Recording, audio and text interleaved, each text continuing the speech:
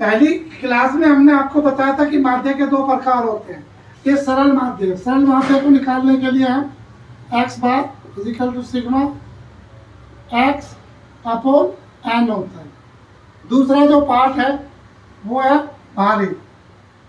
भारित माध्य को ज्ञात करने के लिए हम निकालते हैं sigma is equal to sigma F X और सिग्मा एफ। अब इसे भारित को हम वेटेज में भी कर सकते हैं कि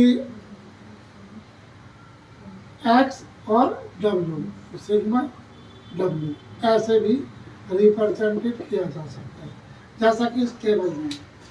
व्यक्तिगत ये डायरेक्ट है, प्रत्यक्ष विधि, ये लघु विधि है, ये पद विचलन।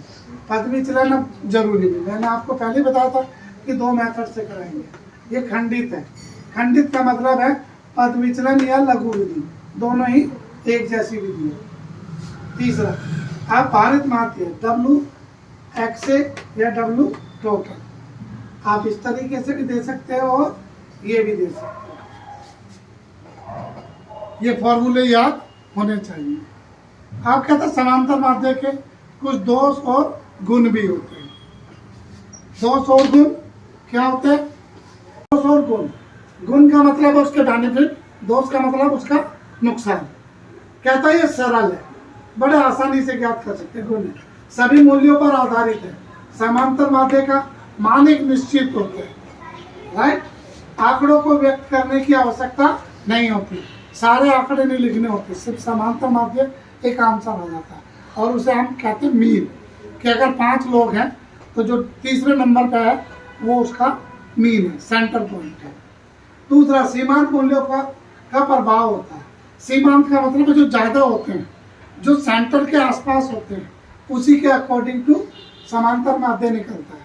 जो बेचारे निम्न कम संख्या वाले आंकड़े होते हैं उनकी कोई काउंटिंग नहीं होती, ज़्यादा वाले होते हैं उनकी भी नहीं होती। ये गलत निष्कर्ष भी हो सकता है कि इसमें अगर आपने एक यूनिट में कुछ मिस्टेक कर दी तो बिल्कुल आंसर चेंज हो जाएगा। ये इसका बहुत बड़ा दोष है। यदि आंकड़े गुणात्मक हो तो संख्यात्मक संभव भी नहीं होती। गुणात्मक का मतलब है इम्पोर्टेंस जो होते हैं, 1, 10 से 4, 5, इसे ग्राफ में नहीं दर्शाया जा सकता। तो ये इसका लोस है। माध्य का वह मूल्य जो श्रेणी को बिल्कुल 2 भागों में डिवाइड कर दे उसे मध्य का कहते हैं। इसे द्वितीय चतुर्थ भी कहते हैं। चतुर्थ का मतलब क्या होता है?